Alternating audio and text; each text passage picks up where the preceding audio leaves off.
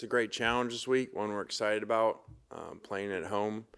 We screwed 2 games up earlier in the year, and when you do that, you put yourselves in situations. So I don't talk about playoffs normally and championships and all that because I think it really doesn't matter. It's about how you prepare and how you play. But I told our players, because they hear it all the time, you still have that stuff alive. And in my opinion, anybody that's going to win it is going to go through Georgia, going to have to go through Georgia at some point.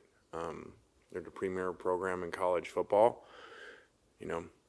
Outside of Alabama, they won 51 straight games. And let me repeat that, 51 straight games, not non-conference, not, that's 51 including playoffs, straight games, which it's got to be some record in the history of football to win 51 straight against everybody but one program. So, and they're loaded as always and playing really well. Went into Texas, who was the number 1 team, and beat them. So this is a big challenge for us, and we've kind of put ourselves in a playoff situation for 2 games in a row now. And so this would be the 3rd one in a row that we would need to win to keep on pace for that. Questions? Lane, I know a lot of what you guys did in the offseason in terms of roster construction was based on games like the Georgia game last year. Do you feel like this roster is in a better spot than the one a year ago for a game like this? I hope so. That game didn't go very well a year ago. But every game, season's independent and different. And yeah, I think we're in a better place. But these guys, again, get the best high school players every year. Got more draft picks than anybody else because they do a great job recruiting and a great job developing the players once they're there. So when you look at this, they're all over the field as always, when you look at the tape. And really, again, that one program, with a miracle half of Michael Vick showed up. And I just watched the film this morning and looked like on a field of everybody that was big and fast, he was faster than everybody. So, and that's the only game they lost. With all that happening, they still came all the way back and took the lead at Alabama.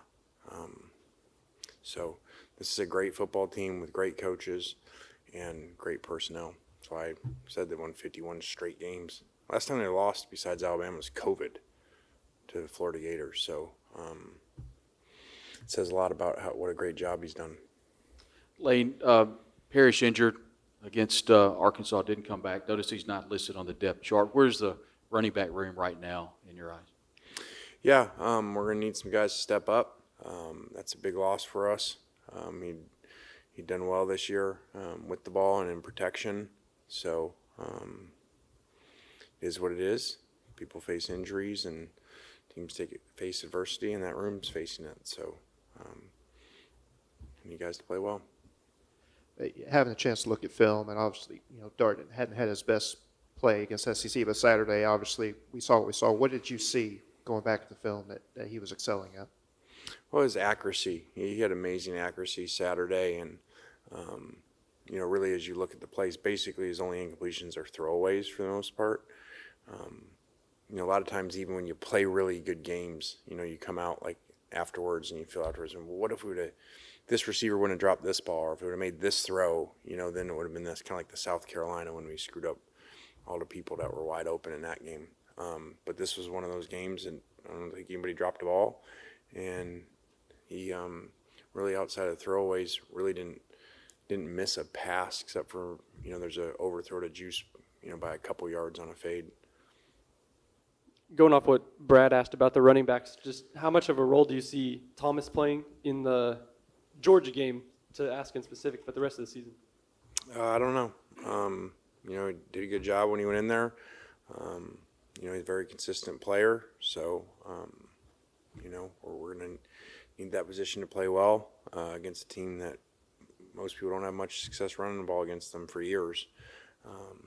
Again, the outlier game's the Alabama game when it was like Michael Vick in college, and nobody could catch him.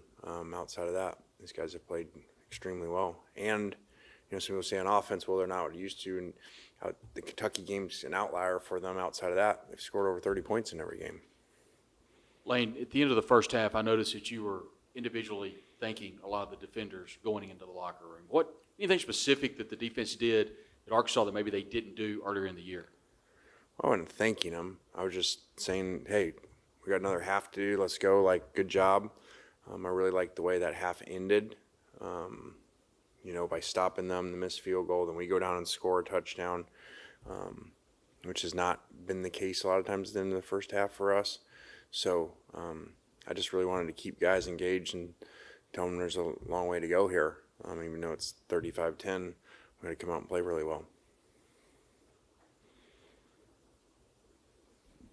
Having coached with Kirby that you did at Alabama, I'm sure you expect a lot of pressure from their defense coming Saturday, right?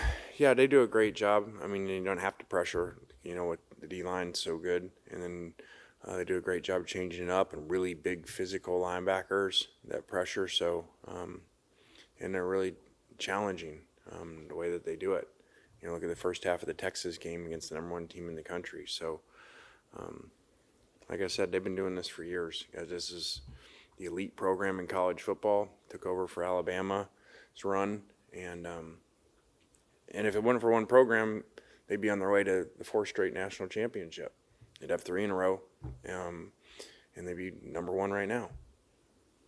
So the pass you threw down to the official there on the sideline, he didn't do a very good job of catching it, but was it thrown a little bit high on purpose, you think?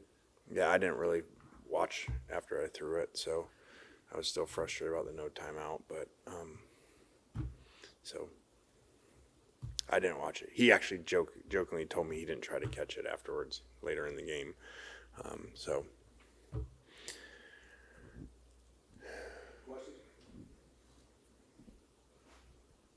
What do you think of Carson Beck? I think he was very talented, played great, played an amazing game against us a year ago. She's throwing some picks, but quarterbacks go through that, and it's a good problem to have. To me, if you have a highly talented quarterback like him that can make all the throws and is throwing some picks, you just got to work through that part, and you got a great quarterback.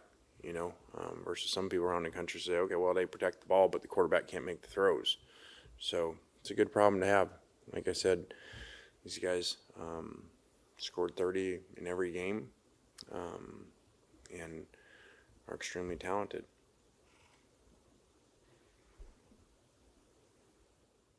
Was there something you were able to see, and I guess it would be the Kentucky film that maybe is how you slowed Georgia down, or at least the theory behind slowing Georgia's offense down? Well, I think when Kentucky's healthy and motivated on defense, they can play great defense, which they've shown. Georgia game, our game. They got a premier player, #0, that destroys game plans. So I just think they did a really good job against them, and they were healthy, like they were against us. They just haven't been lately. So. Lane, obviously you coached against Kirby last year, but just what's it like, going against a guy who you used to coach with at Alabama? I don't. That gets played a lot, I think, in matchups. The coaches, we just coach the game, and it's not like most of the time you're just coaching your team. It's not like you're really going against the other guy play to play, especially when neither of us, are primary play callers. So I think more of that gets made. At the end of the day, it's getting your players to try to play really well, regardless of who you're playing, and also to have really good players, which he's done a great job of. He's a phenomenal recruiter. How would you evaluate Austin Simmons' performance at the end of that game? Thought he did a good job, made 3 nice throws, and commanded the offense well. And talk about Daquan Wright's performance, stepping up for Caden Prescorn, who couldn't go. Yeah, Daquan had a really good game outside of the penalty, and really did a good job catching the ball and making people miss, and blocked well too. 2 games in a row.